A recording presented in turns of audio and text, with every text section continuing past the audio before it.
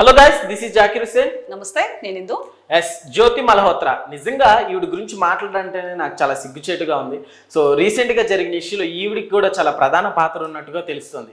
So నిజంగా ఈవిడికి background ఎవరి సపోర్ట్ లేకుండా ఈవిడ సింగిల్ హ్యాండ్ తోటి ఇదంతా చేసిందా?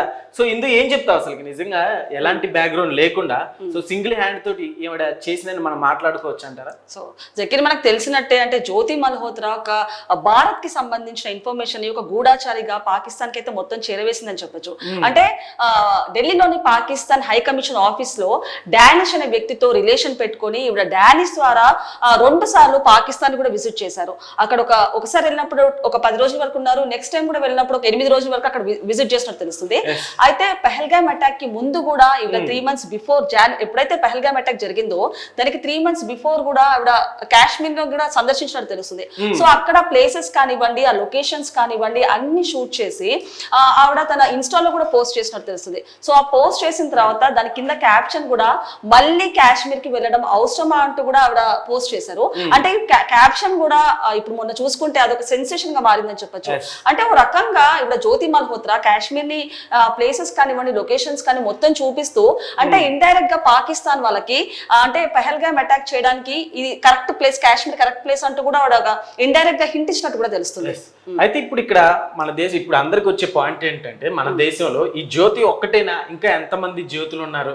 సో ఈవెన్ ని ఇన్స్పిరేషన్ గా తీసుకొని సో ఎవరైనా ఇలా ఒకవేళ ముందుకు వచ్చి ఇట్లా ఇంకా ఎవరైనా చేస్తే, ఎందుకంటే ఈ రోజుల్లో టూరిజం అనేది అక్కడికి వెళ్ళిపోవడం ఇక్కడికి వెళ్ళిపోవడం, సో బ్లాగ్స్ చేయడం అనేది చాలా కామన్ అయిపోయింది. సో అట్లా ఈవిడ్ని ఇన్స్పిరేషన్ తీసుకొని ఎవరు రాకుండా ఉండడానికి ఈవిడికి అసలు ఎలాంటి శిక్ష వేస్తే బెటర్ అంటారు? అంటే ఇవిడ జస్ట్ ఒక యూట్యూబర్ గానే ఉండి ఇవన్నీ నడిపించిందని చెప్పొచ్చు.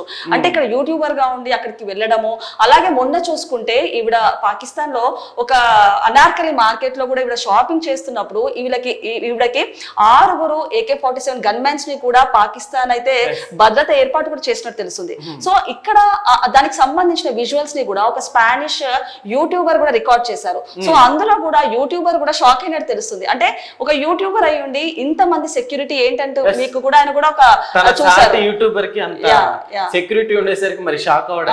ఆయన అడిగారు కూడా, అంటే అదంతా సెక్యూరిటీ కూడా చూసి ఎలాంటి హాస్పిటాలిటీ ఎలా ఉంది పాకిస్తాన్ అంటే అది చాలా బాగుంది, మీరు ఎప్పుడు వస్తున్నారు ఇండియాకి అంటూ కూడా ఆవిడ చెప్పారు. సో ఈ విధంగా చూసుకుంటే నిజంగా అంటే ఒక యూట్యూబర్ అయి ఉండి నిజంగా మన దేశంలో ఉంటూ మన నీళ్లు తాగుతూ మన తిండి తింటూ ఇలాంటి చర్యలు తీసుకోవడం ఎంతవరకు కరెక్ట్?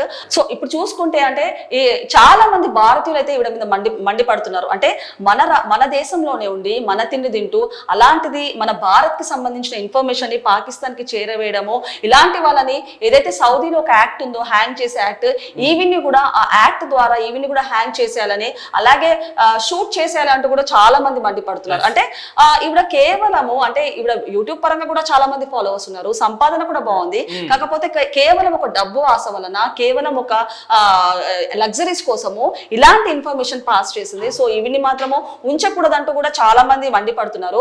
సో నెక్స్ట్ ఏం చేస్తుంది అనేది ఇప్పుడు ప్రస్తుతానికైతే ఇవిడైతే NIA బృందం అయితే ఇవిని విచారణ చేస్తుందని చెప్పొచ్చు. సో మరి నెక్స్ట్ ఎలాంటి చర్యలు తీసుకుంటుందో మనం చూడాల్సిందే. ఇప్పుడు ఈమెకి నిజంగా యావత్ కారాగార శిక్ష వేసినా కూడా చాలా తక్కువనే చెప్పాలి. ఇంకా హ్యాంగింగ్ గురించి మాట్లాడుకుంటే సో ఇవిడికి నిజంగా అది కరెక్ట్ అనే చెప్పాలి. ఓకే, ఒకసారి మనం స్పానిష్ అట్లానే మన ఇండియా యూట్యూబర్ వీళ్ళిద్దరు వీడియో కూడా ఒకసారి కాన్వర్జేషన్ ఒకసారి చూసే ప్రయత్నం చేద్దాం. సో ఇందు, సో ఇతనే కదా స్పానిష్? ఇతను స్పానిష్ యూట్యూబర్ అన్నమాట. సో ఇతను అక్కడికి వెళ్తున్నప్పుడు ఆవిడ అనార్కలి మార్కెట్ లో షాపింగ్ చేస్తున్నట్టు కనిపిస్తుంది. సో అక్కడ ఈ విజువల్స్ ని కూడా ఆయన రికార్డ్ చేస్తారు. ఒకసారి మనం చూసే ప్రయత్నం చేద్దాం.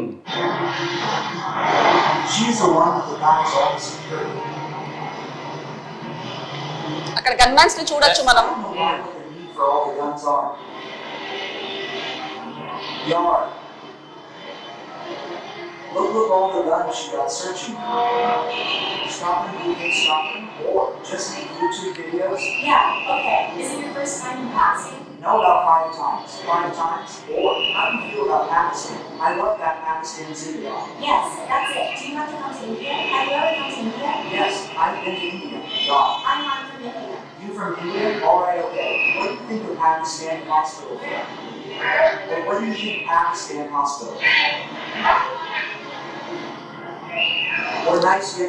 సో ఇక్కడ చూడొచ్చు మనం అంటే Yes. స్పానిష్ యూట్యూబర్ అక్కడ ఆయన వెళ్ళినప్పుడు ఈవిడ కనాకని మార్కెట్ లో ఆవిడ విజిట్ చేయడానికి వెళ్ళినప్పుడు పాకిస్తాన్ కూడా 6 మంది AK-47 గన్ మెన్స్ ని కూడా ఆవిడకి భద్రత ఏర్పాటు అయితే చేశారు. సో దీన్ని బట్టి అంటే ఒక యూట్యూబర్ అయ్యి ఉండి ఈయన కూడా షాక్ అయినట్టు తెలుస్తుంది. అవును. ఒక యూట్యూబర్ కి ఇంత పెద్ద భద్రత ఏంటంటూ కూడా ఆయన డైరెక్ట్ గానే అడిగారు నార్మల్ గా, అంటే ఎట్లా ఉంది పాకిస్తాన్ హాస్పిటాలిటీ, మీరు ఏం చేస్తారు అని అంటే ఆవిడ కూడా చెప్పారు. సో చూసుకోవచ్చు అంటే ఒక పాకిస్తాన్ అంటే ఇప్పుడు ఫర్ ఎగ్జాంపుల్ మనకి ఇక్కడ ఒక ఎమ్మెల్యే కానీ ఎంపీ అపాయింట్మెంట్ కావాలంటేనే ఒక వారం నుంచి 10 రోజుల వ్యవధి పడుతుంది. అలాంటిది జ్యోతి మల్హోత్రాకి డైరెక్ట్ గా పాకిస్తాన్ ప్రధాని కూతురుతోనే ఆవిడ అంటే సమావేశాలు అవుతున్నారంటే ఆవిడకి ఎంత పెద్ద ఇన్ఫ్లుయెన్స్ ఉంటే అలాంటివి చేస్తారు. అండ్ ఇలాంటి భద్రత కూడా ఏర్పాటు చేస్తారు. AK-47 గన్ మెన్స్ పెట్టారంటే ఎంత ఇన్ఫ్లుయెన్స్, ఎలాంటి సమాచారం ఆవిడ అందజేస్తున్నారో దీన్ని బట్టి మనకు తెలుసుకోవచ్చు. ఇందులో అట్లనే ఇప్పుడు ఈవిడికి ఇక్కడ మన భారతదేశంలో కూడా సో ప్రముఖులు ఎమ్మెల్యేలు కానీ ఎంపీలు కానీ సో ఈవిడకి బ్యాక్గ్రౌండ్ సపోర్ట్ ఉంది అన్నట్టు కూడా ప్రతి ఒక్కరికి సో క్వశ్చన్ రైస్ అవుతుంది అనమాట. సో దాని గురించి ఏం చెప్తారు? అవును, ఖచ్చితంగా ఈవిడ ఇక్కడ దాకా వెళ్ళారంటే కూడా ఇక్కడ నుంచి కూడా ఒక బేస్ అయితే ఈవిడకి ఉంది, ఒక సపోర్ట్ అన్నది ఉంది.